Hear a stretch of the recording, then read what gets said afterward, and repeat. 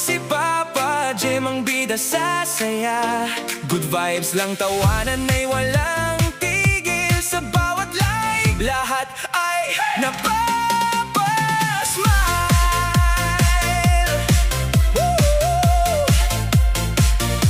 Mahilig magluto, parang chef sa kusina. Sariwang gulay mula sa hardin niya. Tunay na kaibigan, laging maaasahan. Sa bawat lakaran, puno ng tawanan. Halika na, tara na, sabay tayong magsaya. Kasama si Papa Jem, saya